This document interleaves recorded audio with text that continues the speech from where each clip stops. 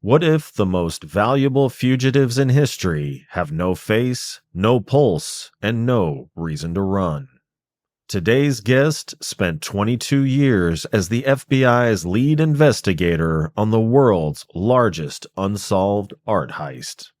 He's a founding member of the elite FBI art crime team and author of the new book, 13 Perfect Fugitives. He's spent decades chasing ghosts that don't breathe, don't hide, and don't leave footprints. This is the Dark Mind Podcast. If you enjoy the show, please support it by subscribing to my YouTube channel. Your support helps keep the dark conversation alive. So without further ado, I give you Geoffrey Kelly.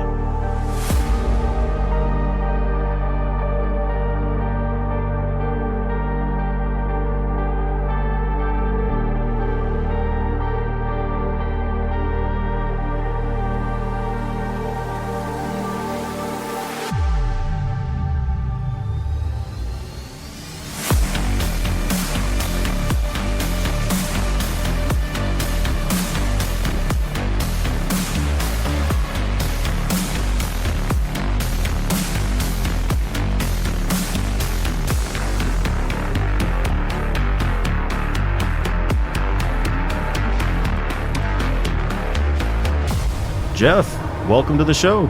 Thanks, Vince. It's good to be here. Absolutely. Thank you for joining me on this 8th day of February 2026.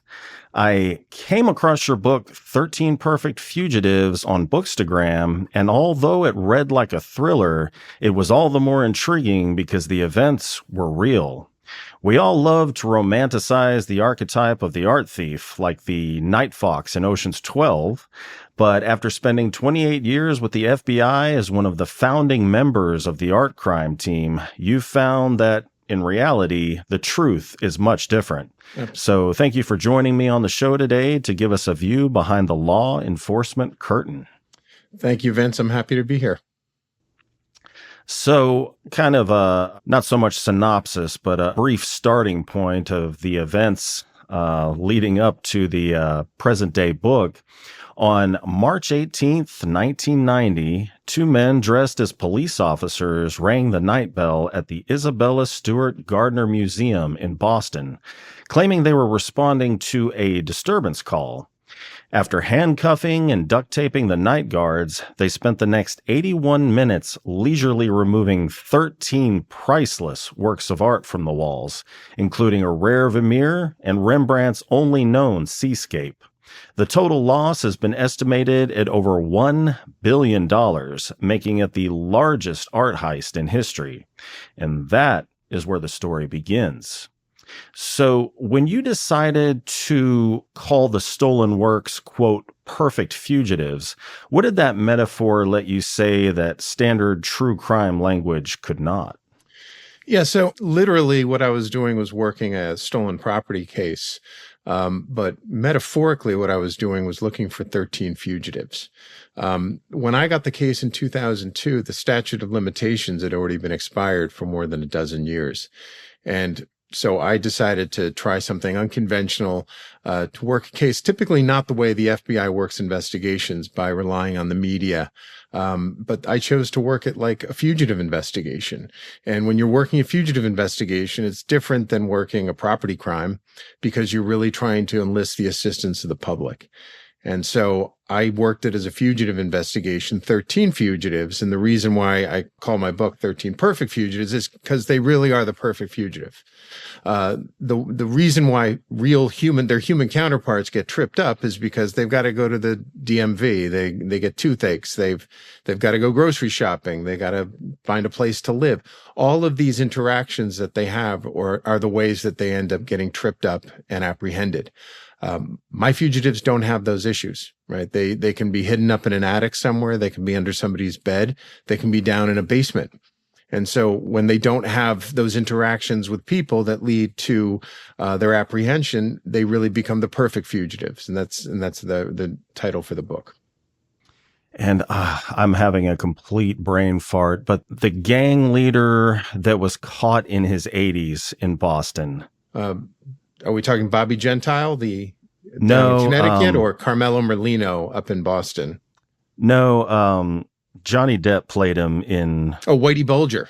Whitey Bulger. Yeah, Yeah. Whitey Bulger. Okay, sorry. Yeah. Yeah, it just made me think of Whitey Bulger because didn't he get caught because he was it was a disturbance, like he was in a argument with his girlfriend or something like No, that? Whitey got caught by, we talk about the pedestrian and mundane interactions that lead to his apprehension.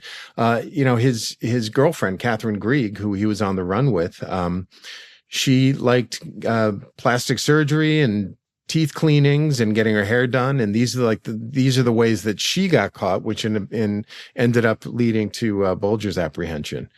Oh, okay. Gotcha.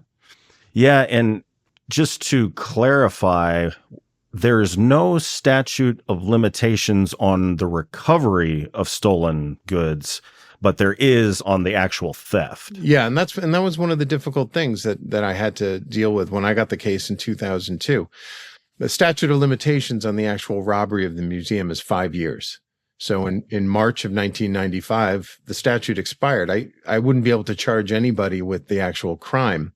But under the national stolen property laws here in the United States, you can never have clear title to stolen property. It's always going to be stolen. And the reasoning is sound, right? I mean, I couldn't steal your car and then hold on to it for 5 years and a day and then go register it, or steal a painting out of your house and same thing, go and sell it at auction after the statute expired. So here in the US, you can never have clear title to stolen property. It's always going to be a crime to possess it. And so that's the nexus that the FBI has to be investigating this case in the first place, is a presumption that the paintings have traveled interstate. Wow. Yeah, that blows my mind. Yeah. 5 years, because I know there was some question.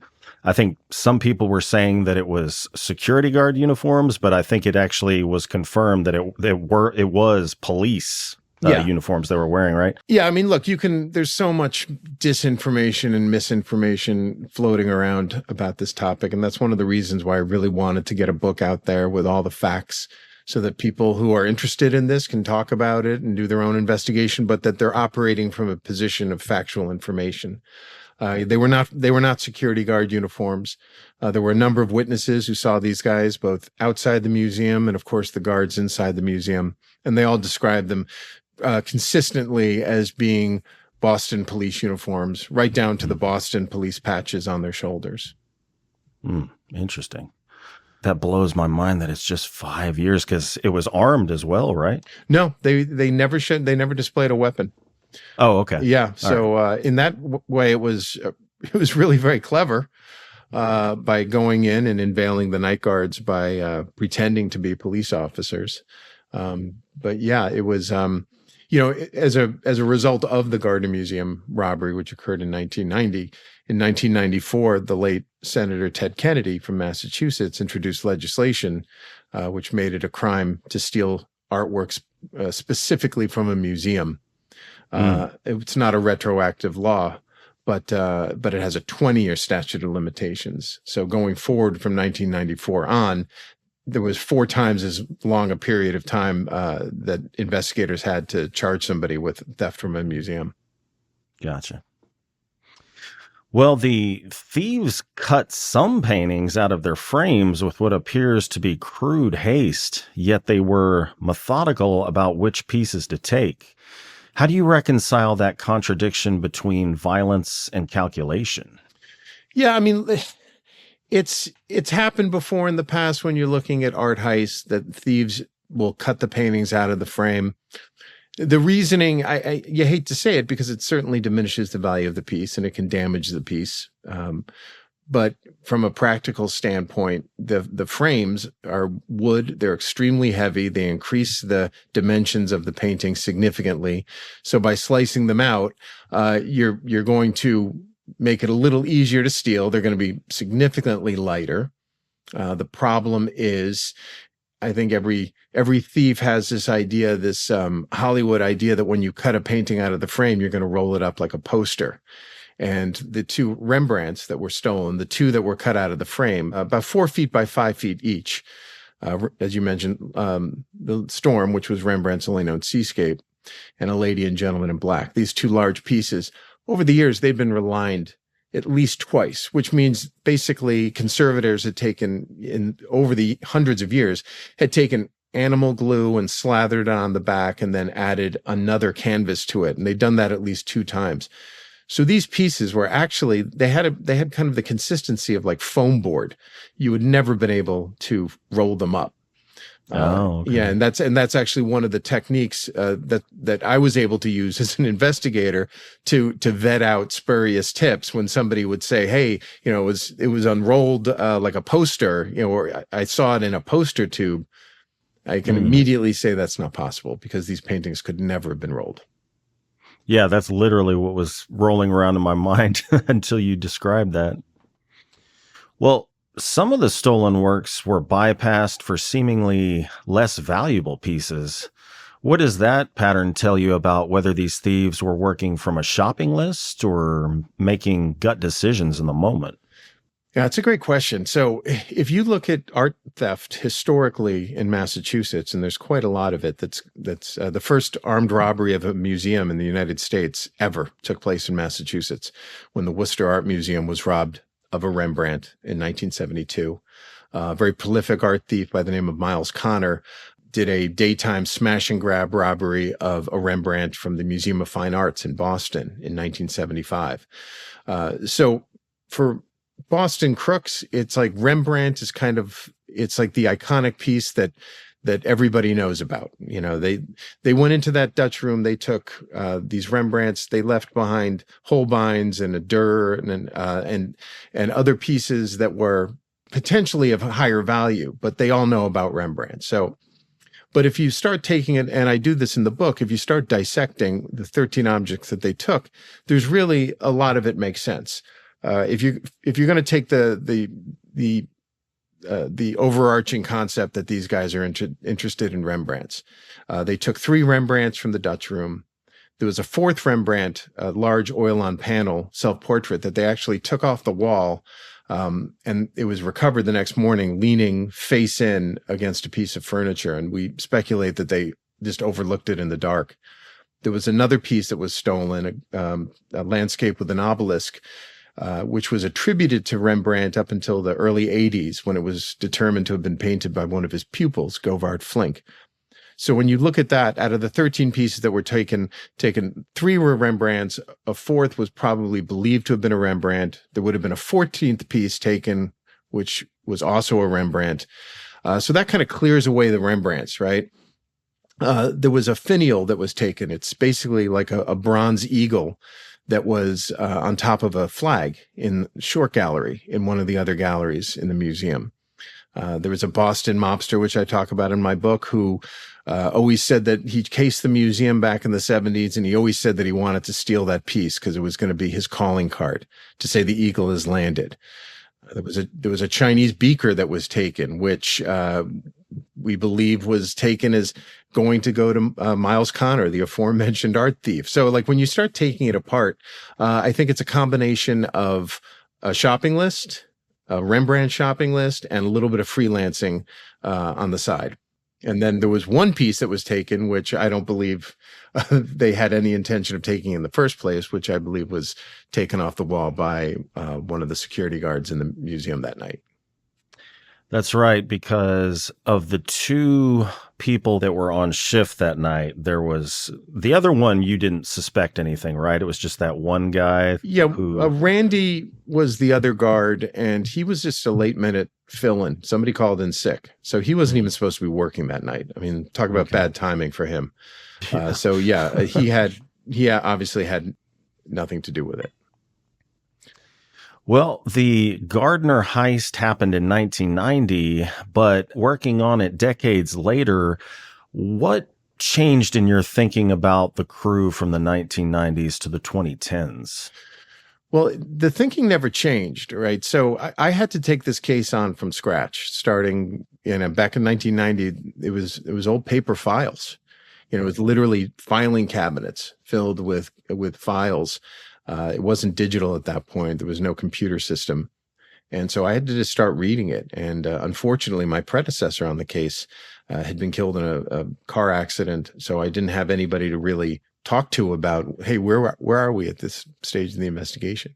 And that's one of the difficult things about nobody likes cold cases, right? Nobody wants to take on somebody else's case that they weren't able to solve.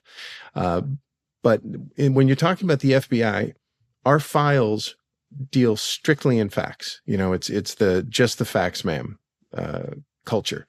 Our reports don't give any opinions or this is what I think happened. And so when you take on a cold case, you really want to have the opportunity to sit down with your predecessor and say, okay, I know it's in the file, but what do you think?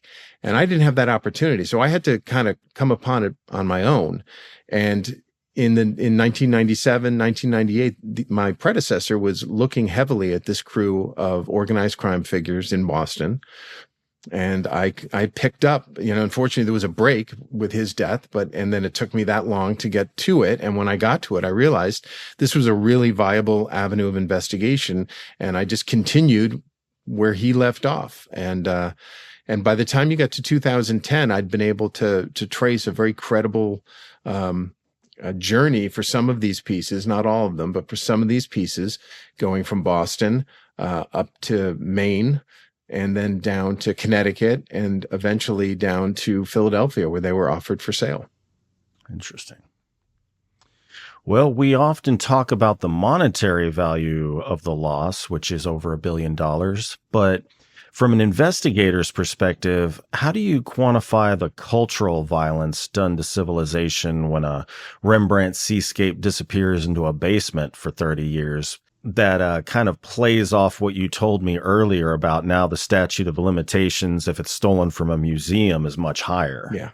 Yeah. I mean, look, we throw these dollar figures around, and I always say that when we say $1 billion, that's what these pieces would fetch on the legitimate art market if they were able to be sold, but they're stolen property, so they really have zero value.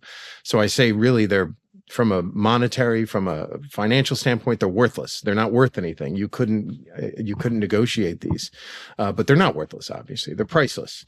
They represent who we are as a culture. And, it's one of the things that, as you mentioned earlier, is one of the original members of the art crime team. It's something we learned quite a bit about during our training and through, everything we learned about art theft and cultural property theft, how important it is to us as a civilization. I write in my book that it's one of the underlying issues for a group to commit genocide. Cultural genocide is intrinsic with that. If you can erase a group's past, it makes it easier to erase their future. And so we really can't forget about these pieces. And for anybody who says, they're just old paintings, it's like, it's true. But in a much larger sense, they're part of our cultural patrimony. They're who we are as a people. And it really defines us. And so I took it to heart in trying to identify where these pieces were, because I think we need to have these pieces back. They need to be part of our culture again. Gotcha. Well, as we've alluded to many times so far, the thieves masqueraded as law enforcement officers wearing legit police uniforms. So what did this case teach you about how people use authority as camouflage and how quickly others accept it? The fact that they were able to do it without guns, they just saw the uniform and didn't even notice, hey, he doesn't even have a sidearm. Yeah. Listen, we are, as a society, we are vulnerable to people that look like they know what they're doing. There have been, again, as working art thefts for as long as I have and studying art thefts through history, I mean, there have been art thefts where people have just gone into a museum in broad daylight and walked over to a piece on the wall, and they look professional. They're wearing a blue blazer. They look like they're part of the staff, and they just come in and carefully take a piece off the wall and walk out of the gallery. And people are loath to say anything because they look like they're in a position of authority. And so it's always a vulnerability that can be exploited by, sometimes doesn't even need the uniform, right? It doesn't, it's just, if people are confident enough, in the way they carry themselves and the way they comport themselves. They're often, unfortunately, successful. And we saw it, just a few months ago in the Louvre robbery, where these guys broke through the window, but they were wearing outfits that made it look like they were doing some kind of construction work. And there was that little bit of a delay, I think, that gave them that moment of advantage, and exploited the vulnerability of people wondering, like, are these guys legit? And it's, so wearing a reflectorized vest or uniform sport coat, as opposed to wearing, like, the cat burglar outfit, like the black and white horizontal stripe with the little mask over your face. Sometimes just wearing a hard hat, a day glow vest or a sport coat can just give you that little bit of an edge and exploit the vulnerability that we all have for authority figures. Yeah. Con man is short for confidence, man. So Exactly. Yeah. Confidence is all you need. Well, the book's subtitle mentions murder alongside the heist. Can you talk about how violence threads through the stories in ways that go beyond the theft itself? Yeah, of course. People love the idea of the gentleman art thief. Thomas Crown, you mentioned Ocean's 12. People want to equate art theft with kind of this rarefied world of art connoisseurs. And at the end of the day, this was just a robbery. And this was a robbery committed by some very serious criminals. In the year and a half following the Gardner heist, there were 3 people violently murdered who were connected with this robbery. And there was a 4th individual who died under some very suspicious circumstances. So you're talking about 3 or 4 people being killed within 18 months of the robbery occurring. And what I believe, in addition to eliminating witnesses, I believe that had a chilling effect on anybody who harbored any aspirations to come forward and provide any information. And, I've always drawn an illusion between the Gardner Museum robbery and the Lufthansa heist that occurred at JFK Airport, which was, made famous in Goodfellas, where over the year after they pulled off this daring robbery at JFK, organized crime figures, at least 9 of them were murdered because there was too much heat coming from the FBI. And I think that's what happened here, to be honest with you. You have to, we talk about the Gardner Museum. It's kind of become like the picture of the storm is kind of the iconic representation of art theft worldwide.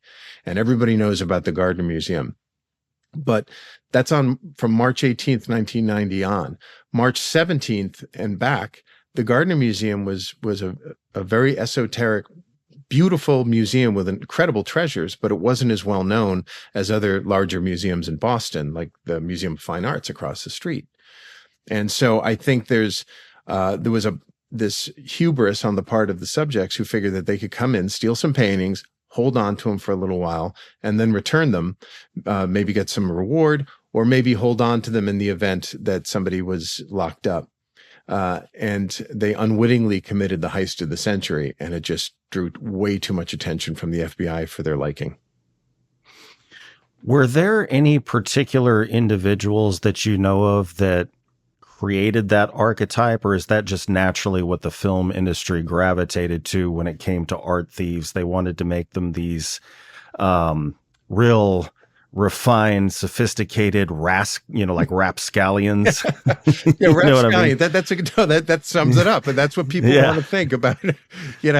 Art thieves. And I think we call it the Dr. No theory. And I think if you want to trace the genesis of the entire archetype of the gentleman thief or the highbrow thief, it goes back to Dr. No, which is a James Bond movie.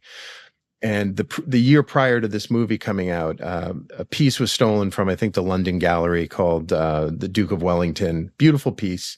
And at the time that they were making the movie, Dr. No, this piece was still missing. And so the producers thought it would be kind of a tongue-in-cheek humorous to actually take that piece and put it in Dr. No's underground lair. And as James Bond walks by it, he says, so that's where that went, and I think people just it resonated. The idea that, oh my God, that's where all of the world's stolen treasures go.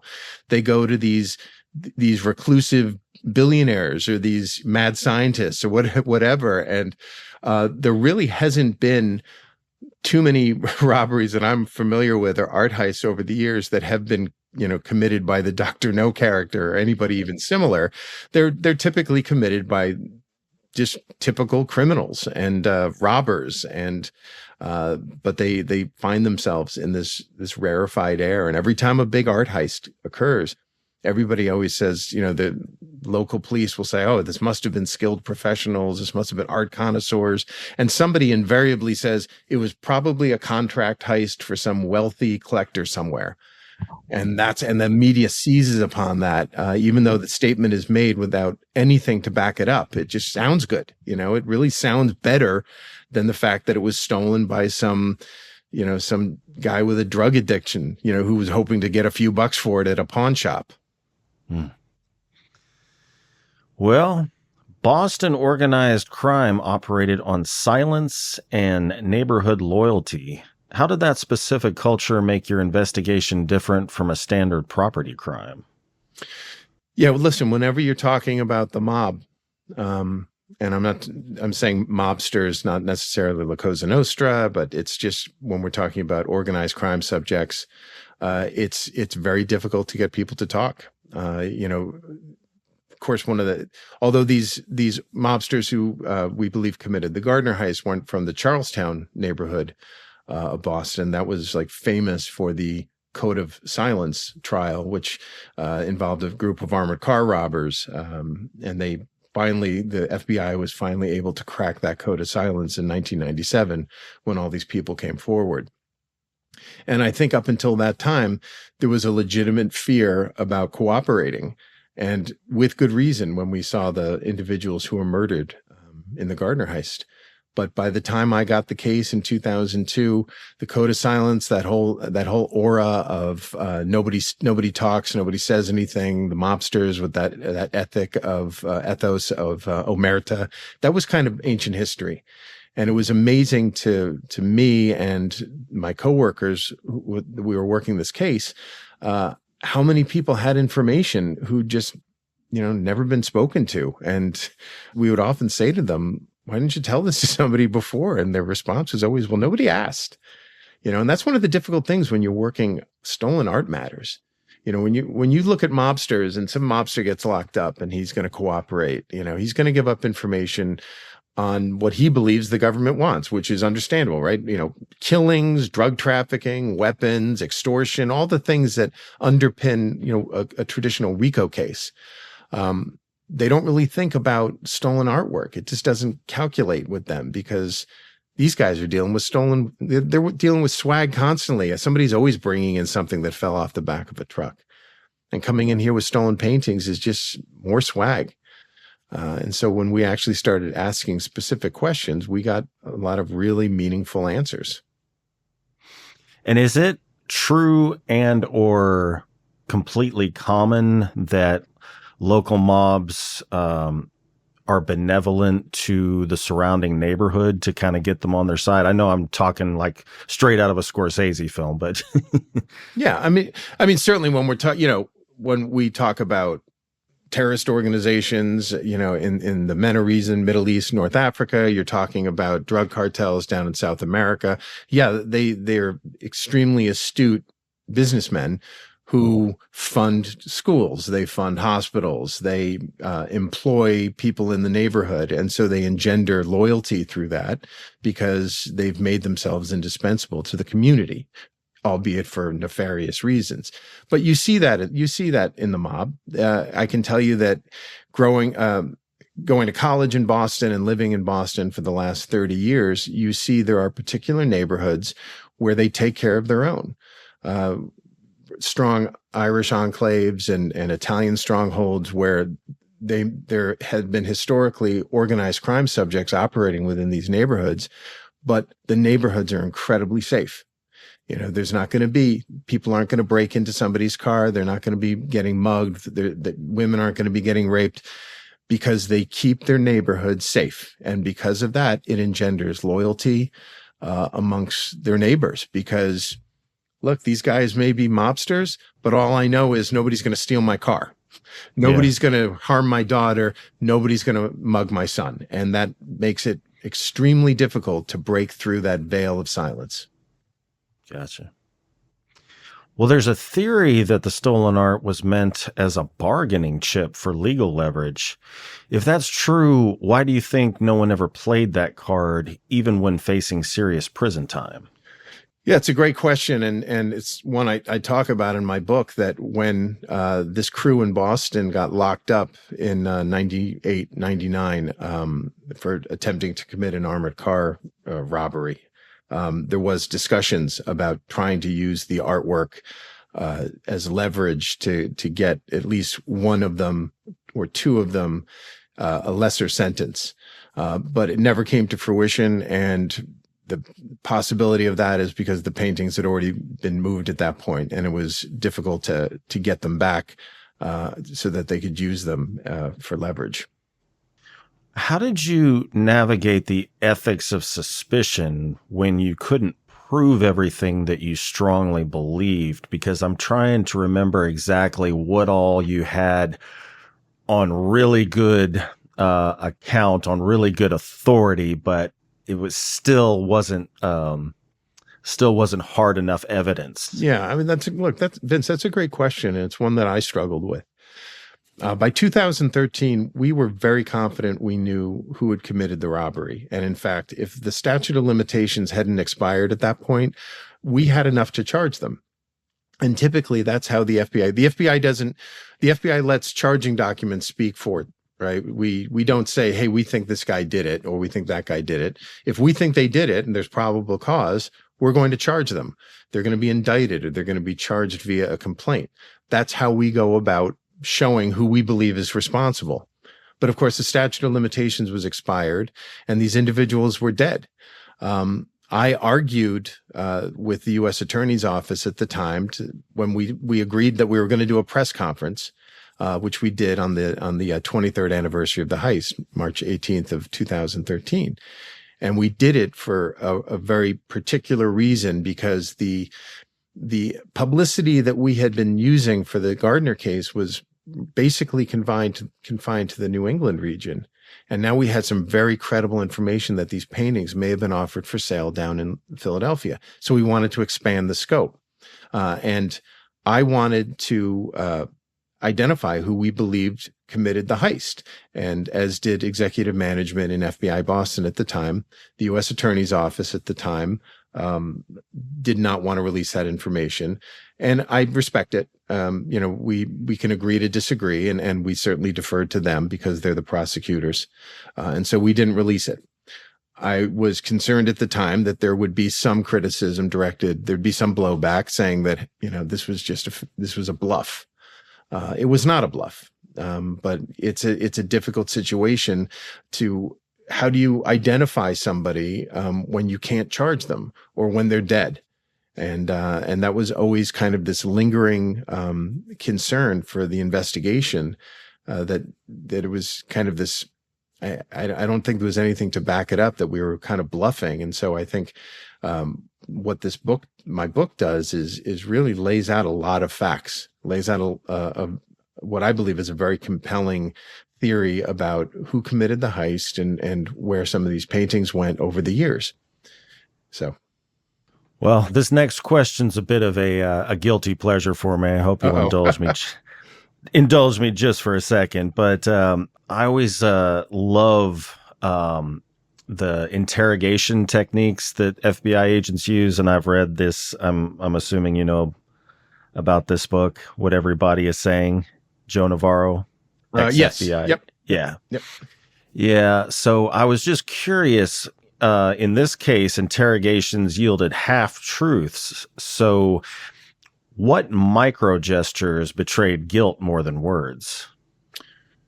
So, this was conducting interviews. I mean, as you know, the FBI, we don't call them interrogations. We call them interviews. And for me, the most effective way of conducting an interview was to try and establish rapport. And first off, I'd try and establish rapport any way that I could. And the way that I often tried to establish some kind of connection between a subject was, humor, or you're trying to find common ground or something ironic, something that you can actually like share, even if it's kind of like a rueful chuckle or something that you can bring together. But that's how you start establishing rapport. That's how you make a connection. And then for me, it was always a question of doing the baseline interviews, just talking to my subject and engaging him or her in a conversation and trying to find the way that they act when they're answering questions that we know are truthful, where they grew up, where they went to school, how many times they've been arrested. And, I would find that when you're starting to ask questions like that, we have, and I hope I'm not saying something that somebody else already said, but, most people have a little library where they store their truthful information. And when you start asking questions that require some rumination, when you're asking them questions that it's going to require some thought, what year did you graduate, or something like that, they tend to look in that same spot. That's their library, and they're gonna withdraw the information from that library. And it's incredible that it's actually, you can see it. For some people it's looking up to their left or looking up to their right or looking down, but that's their repository for the truthful information in their life. And you ask enough of those questions and you really start to see this is where this person is taking their truthful information from. And so then when you ask questions about the crime that you're investigating or information about their associates or something, and if they don't start looking in that same repository, if they're looking in an opposite direction, that's where they keep their lies. And when they're starting to make a withdrawal from the lie library, that's how we kind of figure out that they're not being truthful. And it's amazing that it's so subtle. But if you know what you're looking for, it can be very helpful. Yeah, I come from a EMS fire background, and when people have seizures, their eyes will draw up to the portion of their brain that's being affected. Really? That's fascinating. It's interesting. Wow. Well, tech evolved over decades on this case. Did gadgets or the like ever outpace the human instincts that cracked leads? Now, for this case, you're talking about a cold case, and this was a case that was crafted so much on interviews. Certainly, as tech comes into the 21st century, it's amazing how much better it was for the investigation that we would conduct. And I'll give you an example. When I came into the FBI in 1995, we still had tape recorders, like legitimate. I think it was Nagras, and they were reel to reel.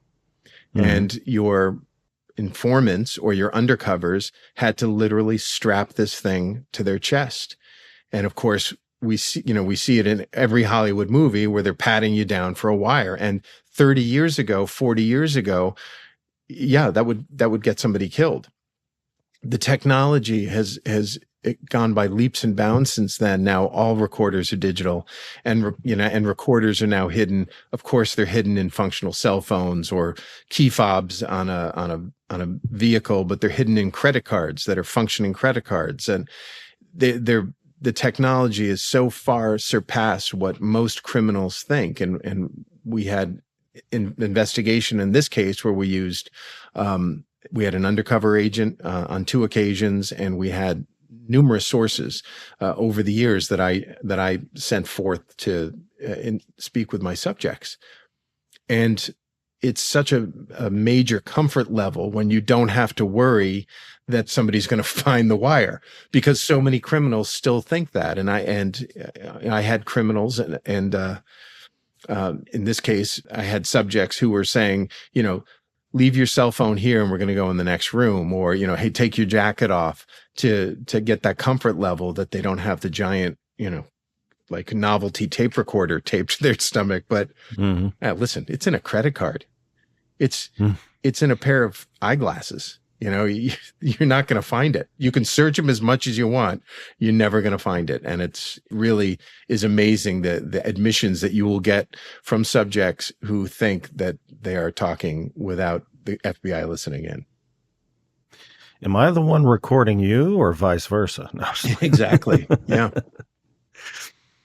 Well, I don't think I'm asking for any sort of inside information. I was just curious. It's got to be nerve wracking to be undercover. The beta blocker medications, for blood pressure normally, or people with heart issues, do undercover agents take that stuff to keep them in check? I don't know how they do it, Vince, to be honest with you. I mean, Really?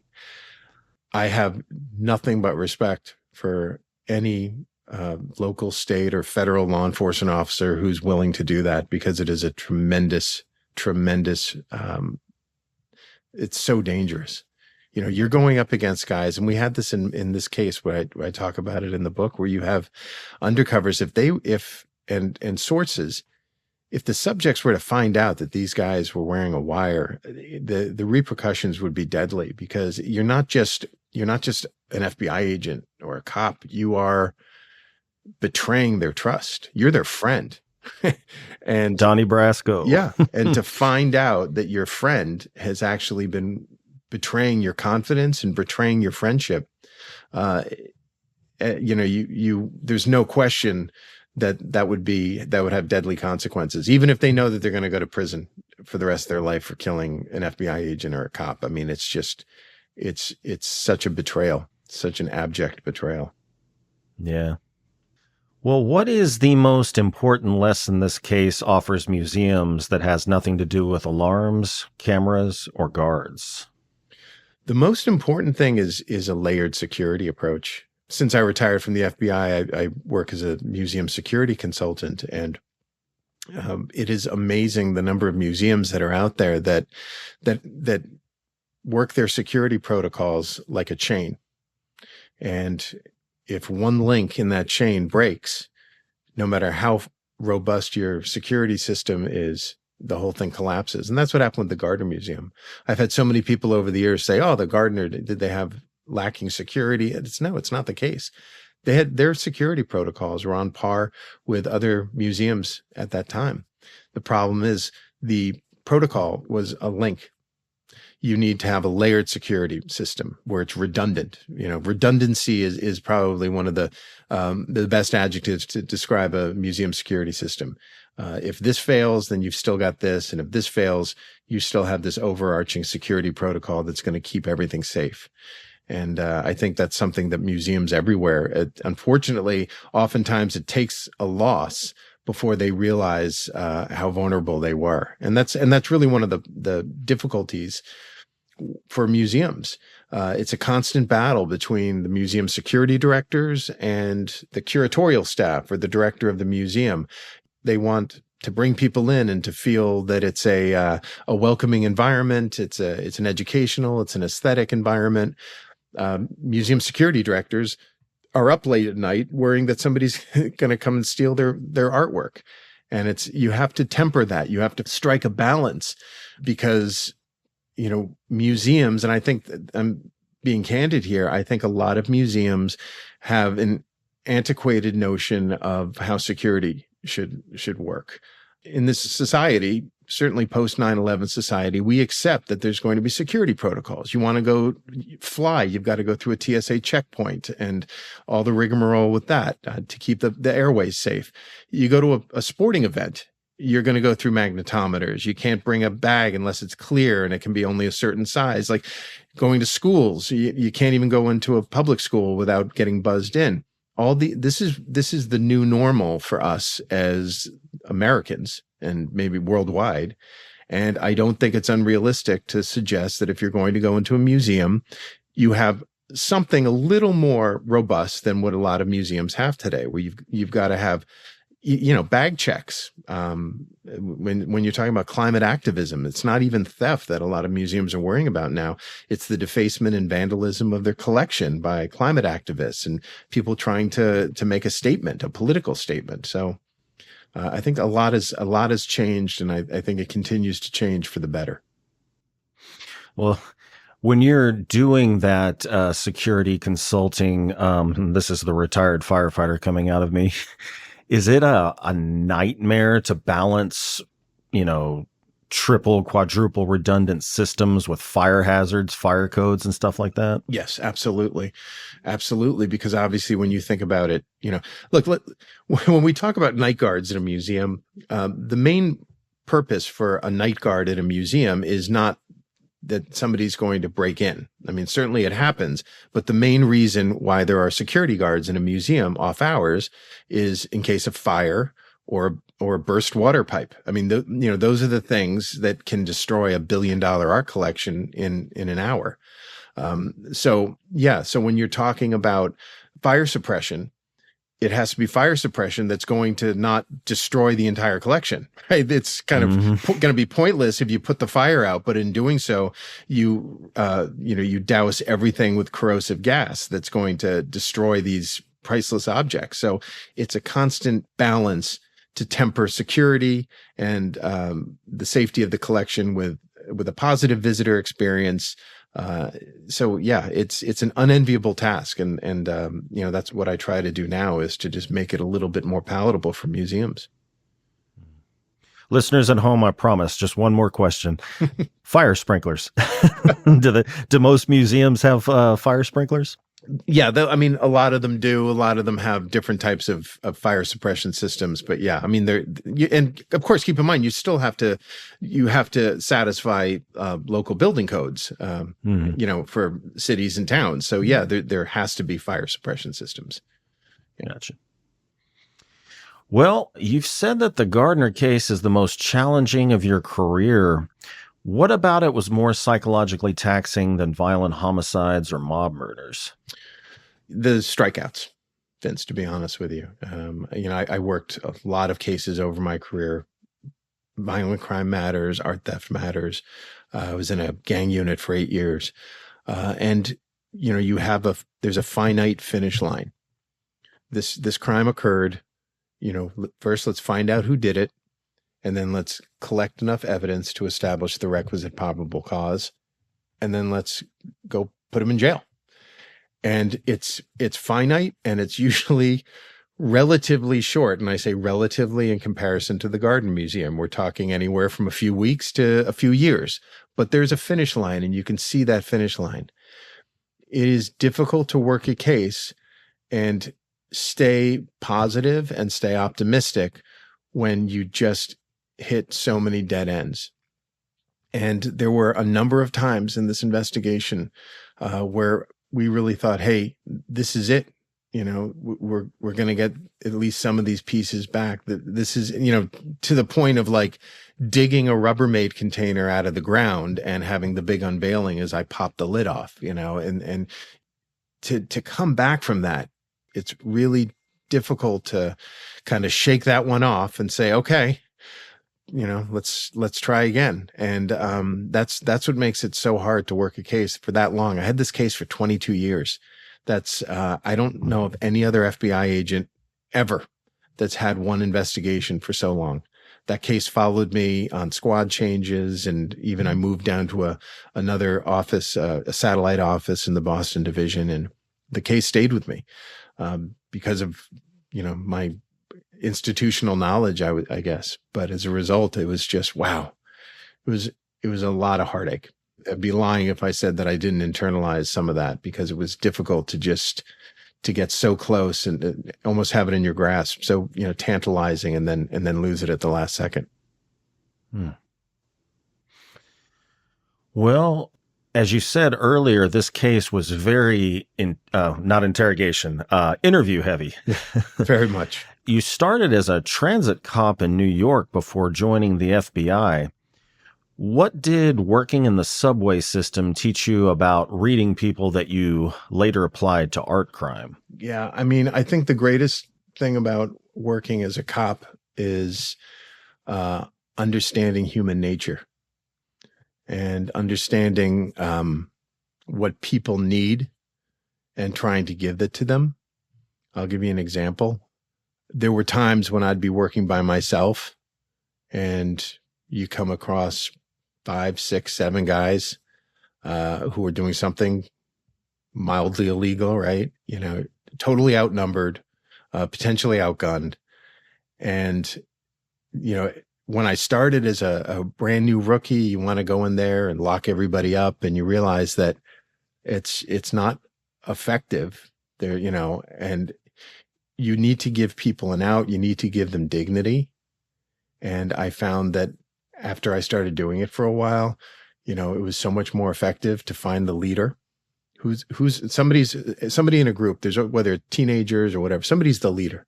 Find the leader and just take them aside and be like, hey, can I talk to you for a second? And you talk to them far enough away that their friends can still hear what you're saying. And you say, hey, listen, can you do me a favor? Getting a lot of, complaints, whatever. Could you help me out on this and just maybe go somewhere else, or tell you guys tone it down a little bit, whatever that is. And I realized that, I'm giving him an out, and he knows I'm giving him an out, but he's going to take it. And he's going to say, yeah, you know what? Yeah. All right, let's go. And he comes away from this not losing face, and I come away doing my job. And it's understanding human nature, and he will go to jail rather than lose face with his friends, because and I realized that as a rookie cop, that this guy will fight me, and I'm going to be rolling around on the sidewalk or down on a subway platform with this guy, all because he doesn't want to lose face with his friends, because that's the most important thing to him. So you give them that humanity, you give them an out. And that's what I always try to do as an investigator, is give somebody an out, and try and talk to them on their level. And I think it was a very effective technique to get information from people and have people walk away from it feeling like they kept their dignity. Then they want to help you out. Yeah, that's a very interesting tactic, talking to them, separating them. So that they're not like this organism that's against you, but having them close enough to their friends to where they can still hear that you're not saying, hey, get out. You're giving them the out. You're having a discussion. You're not commanding them. Because if you took them far enough away that they couldn't hear, as far as you said something to him, and then he's like, all right, let's go, guys. Yeah, exactly. Not a good look. Yeah, it's got to be sotto voce, right? They got to understand, they got to overhear it, for it to be effective. Gotcha. Well, speaking of, I guess you could call it PTSD from the Gardner case, even though you weren't dealing with something as extreme as a serial killer, you did investigate the Lady of the Dunes case, which involved a victim unidentified for nearly 50 years and a husband who was a serial killer. Yeah. So when you stare into the face of a cold case that dark, how do you keep that kind of darkness from following you home? Because I think I see a wedding band on your finger there. Yeah. I do, yeah. I got a wonderful wife at home. Yeah. So. Yeah. Yeah. Listen, it is very difficult to prevent taking your job home with you. And, especially, as an FBI agent where my phone's going off constantly, and it's difficult, to compartmentalize, what's going on. But, I think it's the same when you're talking about, firefighters, paramedics, law enforcement officers, doctors. Like, you have to be able to compartmentalize so you don't internalize, right? And I think that's one of the difficult things in any profession that we had, where if you absorb all of that pain and sorrow and suffering, there's no way one person can deal with that. And I think cops are funny. I think it's probably the same in your line of work, Vince, and I know it's the same in military. Like, it's not being heartless or callous or insensitive. It's the fact that you need to have a tool to shake things off. And sometimes humor is the way. And that's worked for me through humor or whatever it was, to leave it at the door. And when I pulled into the driveway in my FBI car, what we call a BU car, I parked it in the driveway, and like, at least until my phone rings, I'm just going to be a husband and a dad until otherwise. Gotcha. Well, I'm not a sports fan, so I didn't even know this event happened, but apparently Tom Brady's jerseys, Super Bowl jerseys got stolen and you recovered them. So I was curious to know, how did the public frenzy around that compare to the recovery of a Saison? And what does that say about how we value different things? That's a great question, and it's an appropriate question because the Patriots are about to kick off in the Super Bowl shortly, and that's I guess that's good timing for this question. But Yeah. yeah, I mean, look, it says Brady's jersey from a financial standpoint, his Super Bowl 51 jersey was estimated to be worth over $1 million because of the cultural significance, and that was. So it was worthy of the FBI's investigation. And I suppose you could look at it from a negative standpoint and say more people would know Tom Brady's jersey than a Saison. But I don't take it in a bad way. I mean, there are so many people out there who are custodians of the Saisons of the world, right? And our fine art and our cultural property and our patrimony. But so is a football jersey. This is part of who we are as our identity. And so, yeah, I think it's important that we need to preserve these things as well. When you talk about sports, look, there's so much bad stuff going on in the world today, and there's so much divisiveness that's going on in the country today. And I've always stayed fiercely apolitical throughout my career, but when you look at how divisive the polarized political parties can be in this country, it is amazing how sports can bridge that gap. And I think it's an incredible technique that we have, where you can have Democrats and Republicans and they hate each other and they're not getting along, but they might both be Commanders fans, like I'm a Commanders fan, or they might go for the Seahawks or the Bruins, right? And I think it has a tremendous power to kind of heal a lot of the bad feelings that exist in this country today. And so, yeah, I think even if it's not in the rarefied world of art, fine art, I think sports memorabilia has a place, and for that reason, yeah, it needs to be protected as well. Absolutely. Well, this question has a personal relevance to me. I was really curious to know, kind of like you, I retired and I teach now, just like you retired and you consult now. When you retired, what part of your identity was hardest to set down, and what part were you ready to release? Wow. Well, that's a great question. I carried a badge for 32 years. And for me, it was just a part of like who I was. It was my identity. I mean, not my only identity. I'm a husband and a father and, a Commanders fan, right? But that was part of my identity. Don't forget the Commanders fan. Don't ever forget the Commanders.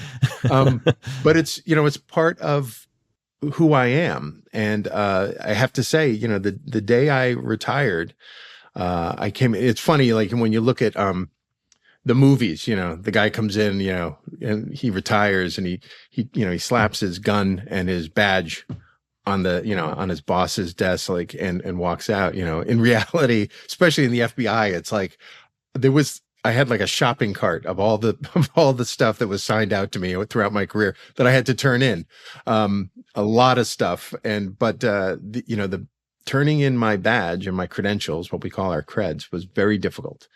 It's something that I've carried very proudly for nearly 3 decades. And so that was a difficult thing to be like, oh, I'm just a civilian now. The best thing about it, though, was turning in my FBI phone. I was very the tether to madness.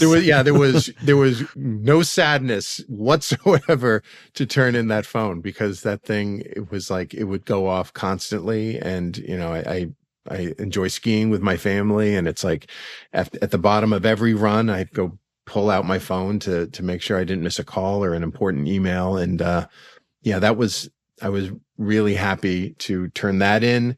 But it was definitely a part of me, not all of me, but turning in my badge was losing a small part of me as my identity. So they don't let you don't get to keep your credentials like hermetically sealed in plastic or something like that? We do. I've actually got them. They give you a beautiful shadow box with your credentials and your badge. So I still have it. Okay. It doesn't. It's a little awkward to carry it around. Yeah. I can't wear the shadow box on my belt like I did for for nearly 3 decades. But yeah, it was nice to. Gotcha. It's part of. I have it, but it's now it's funny. I have it, but now it's just a cool memento. It's a laminated identity card and a badge shaped piece of metal, because it's just an antique. It's not. There's nothing behind it anymore, because it's not my authority anymore. If that makes sense. Mm-hmm. Well, you now teach at Harvard Extension School alongside the Gardner Museum security director. Is that correct? Yeah, we've been teaching together for, I think this is our 5th year together. What's it like to teach alongside someone who has lived with the absence of those paintings as long as you lived with trying to find them? That's it. Yeah, that's a great question. Anthony Amore is my teaching partner. He's also become a very good friend of mine from working together over the years. And he has to experience it every day. I mean, not only is he an investigator hired by the museum to try and find the stolen artwork, working with the FBI, but he's also in charge of their security, and he's brought it into the 21st century and done a tremendous job with that. So, yeah, I mean, I'm out of it to some extent. I'm still part of the investigation because I'm always available to speak with my successor at the FBI for any questions, anything that goes on, and the same thing with the Gardner Museum. But yeah, Anthony has to deal with it every day. And it's, at times an unenviable position. But the investigation would not have gotten to the point where it arrived if it hadn't been for Anthony's major contribution into the investigation. You're available, just not by that damn phone. Exactly. You want to call me? I'll get back to you, but it may not be immediately. Well, I found this really interesting. You were the real life inspiration for the FBI agent character in the film The Town. Yeah. So when you watched John Hamm play a version of you chasing down the Charleston crew, did it feel accurate or did it feel like Hollywood fiction?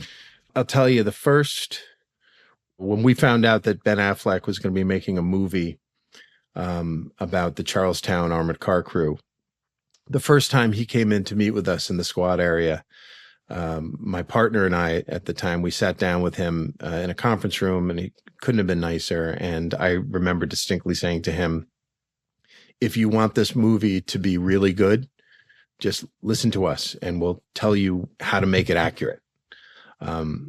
And Ben Affleck, to his credit, said absolutely, and he listened to everything we said. And I'm not talking about, we were giving him stage directions, but we were telling him this is how the FBI does this and this is how the FBI does that, and he took it all in. And so, and then when I first met John Hamm, who came in and talk with him about my character, or me as an agent, which would be his character, they were so receptive and amenable to wanting to know everything that we would do at a crime scene and how to get it right. And my wife still laughs about it, but the costume people came in one day to see how I dressed and what kind of watch I wear. And so when I watched it, and my friends have watched it, it's almost a little eerie because they went to such lengths to make it accurate, as accurate as they could. And I was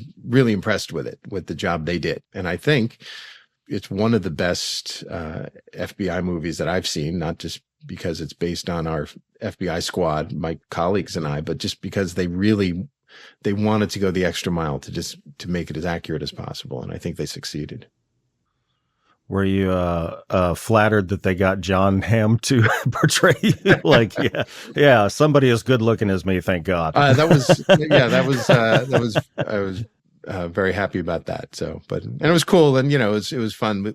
My wife and I were invited to the premiere along with my colleagues and their wives and husbands. And it was cool to see, my name, in the credits as an advisor on the film. So it was pretty fun. Awesome. Well, you've worked cases involving mob bosses, art thieves, and serial killers. What's the through line in terms of psychology or behavior that connects those seemingly different types of criminals? I think, there's just an inability to follow the social contract. We all have our base urges and desires, and sometimes, do things that aren't comporting with the law, but we do because we have to. Whether or not and I'm saying we as a collective, as a society, and the overwhelming number of people in society do the right thing, even when nobody's watching. And I think a lot of the criminals that I investigated over the years, whether they're drug dealers or bank robbers or mobsters, they all have this same character flaw, is they have an inability to abide by the law because their desires and their inclinations are just not going to be they're not going to be suppressed because of the social contract. And so that to me is probably the thread that runs through all of it, is almost like for some it's almost like a narcissistic tendency, because you have the way you think, and that's the way I'm going to behave. And I think that's unfortunate, because so many people do try and do the right thing. Well, I know kickoff is at about 10 minutes here. So last question. What is the life of Geoff Kelly like outside of law enforcement intrigue? Wow. Yeah. Listen, that's a great question. And it's a question I asked of myself so many times up until my retirement in April of 2024. Like, what am I going to be like after I retire? And my plan was to, just take a little time and be kind of lazy, but I kind of hit the ground running. Again, I started this consulting business with my colleagues from the art crime team, and that's been picking up, and writing a book. And so I still think I'm pretty much the same person. I still have my hobbies that I enjoy doing, whether it's running or going for long walks, and music, and skiing, and spending time with my family. I'm still doing the same things. I just have maybe a little bit slightly more time to do it. But yeah, that's what it's like to be Geoff Kelly. Nice. All right. Well, Geoff, it has been a pleasure talking with you. Thank you, Vince. No, I really enjoyed this. These are some great questions. And thanks for taking the time to speak with me about it. Absolutely. So as we bring the show to a close, is there anything you'd like to plug or let your readers know about? Well, yeah, the book comes out, 13 Perfect Fugitives. It comes out March 10th. I think it's, I was pleasantly surprised. My colleague, Anthony Amore at the museum, was really pushing me to write a book about it. And I just thought there was no way the FBI was going to let me write a book about a pending case. But they've always supported this investigation and supported kind of the unusual ways that we've tried to promote this investigation and identify my fugitives. And I was so pleasantly surprised that the FBI gave me the go-ahead to write the book. And so I felt it was important to have a book out there that really laid out all the facts about this investigation, not only what we believed happened, but the stuff that we could debunk, the spurious tips and theories. So hopefully it resonates with somebody. Hopefully somebody will continue to do their own investigation, and somehow we're going to get these paintings back, which I know we will at some point. Awesome. All right, everybody. Buy it, read it, and review it. Well put, Vince. Thank you. Yes. All right. Well, listeners at home, all links are in the description. And Geoff, Thank you again for joining me. Thank you, Vince. Have a good night. And thank you to everyone who tuned in. If you enjoyed today's episode, please be sure to like, share, and subscribe to my YouTube channel. Be sure to tune in next Tuesday for a new episode featuring the best and brightest authors and filmmakers of dark literature and film. So until then, stay healthy, stay sane, and as always, thank you for listening. See you next time.